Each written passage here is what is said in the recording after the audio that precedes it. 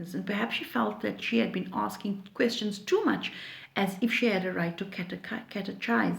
Margaret laughed outright at the notion presented to her, laughed so merrily that it grated on Mrs. Thornton's ear, as if the words that called for that laugh must have been utterly and entirely ridiculous. Now, 2 pages ago, Margaret and the mother were just starting to ease into some kind of a friendly relationship. And here we see their relationship taking almost 2 steps back when the mother speaks about girls, trying to, in inverted commas, catch her son. Margaret finds the idea laughable, and she literally laughs so heartily, as if to imply who'd want the son. She wouldn't want the son. That the mother becomes quite annoyed, and she becomes offended, and she takes this as an insult. "I beg your pardon, madam, but I'm really very much obliged to you for exonerating me from making any plans on Mr. Thornton's heart. Young ladies have before," said Mrs. Thornton stiffly. And so she makes it very clear that she is not interested in Mr. Thornton. And when Mr. Hale realizes the tension that is created, he steps in and he changes the subject. But what has been said, what has been done, has already been done. And so Mrs.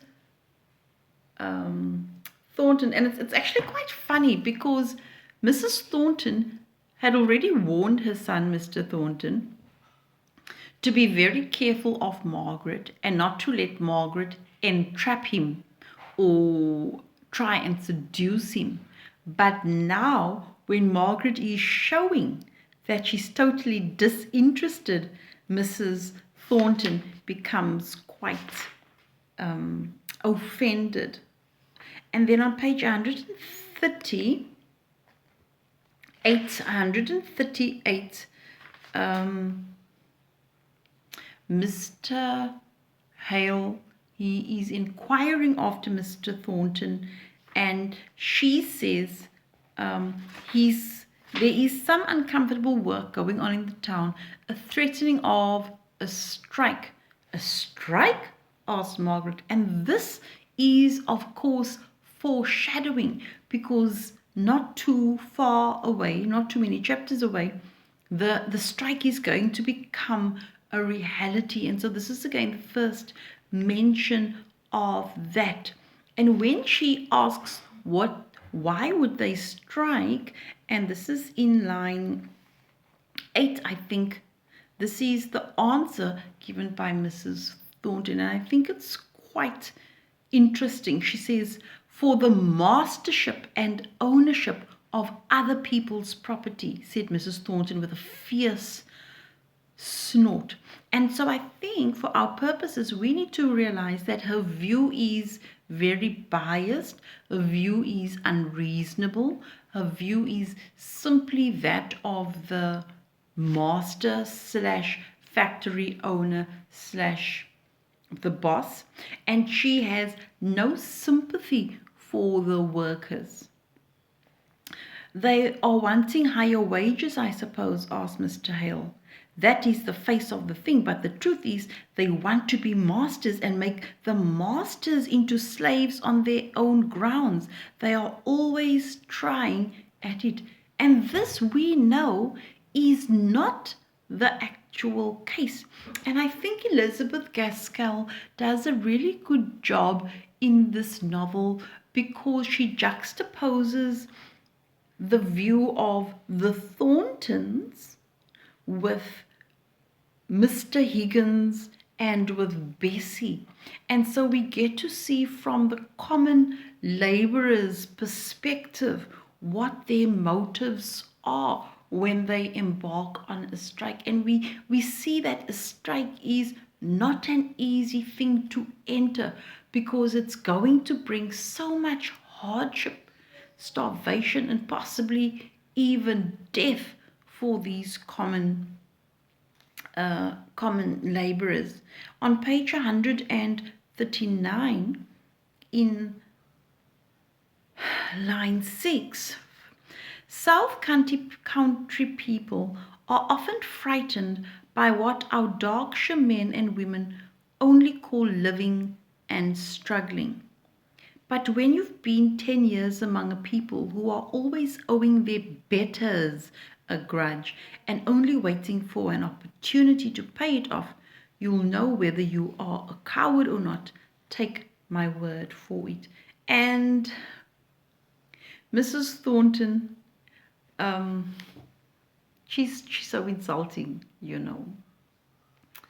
Sometimes I think she's not really aware of the impact of her words, and she just says whatever she thinks. But clearly she is biased to her area. On page 140, from line 12, I think, to 20, I conjecture, because they've just been talking now about the possibility of a strike, a simultaneous strike. You will see Milton without smoke in a few days, I imagine, Miss Hale. But why, she asked, why? Could you not explain what good reason you have for expecting bad trade? I don't know whether I use the right words, but you will understand what I mean. Do you give your servants reasons for your expenditure or your economy in the use of your own money? We, the owners of capital, have a right to choose what we will do with it. A human right, Margaret said very low. And so Margaret and Mrs. Thornton are clearly on opposing sides, and they both have very strong views. And this is doing nothing to develop the relationship that they have between them. And Margaret, again, your very outspoken Victorian young lady, is simply concerned about the human rights, about the rights of the workers, and she really is interested in them having a far better life. In fact, when we go to page 140, in the middle of the page, she says, I don't know, I suppose because on the very face of it, I see two classes dependent on each other in every possible way. And she's so right when she says this, yet each evidently regarding the interests of the other as opposed to their own. I never lived in a place before where there are two sets of people always running each other down. And it sounds as if Margaret is on a little pedestal making these statements, but we must remember that Margaret,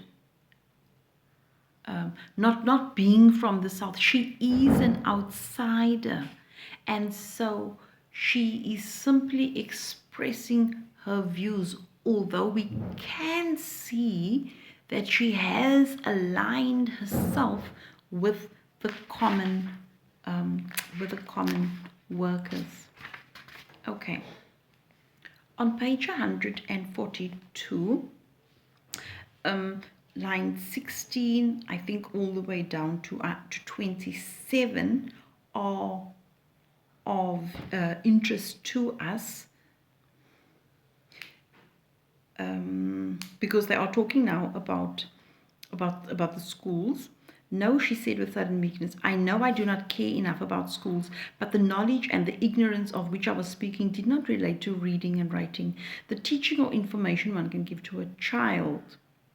I'm sure that what was meant was ignorance of the wisdom that shall guide men and women. I hardly know what that is, but he, that is my informant, spoke as if the masters would like their hands to be merely, when she says hands, she means their workers, their laborers, to be merely tall, large children living in the present moment with a blind, unreasoning kind of obedience.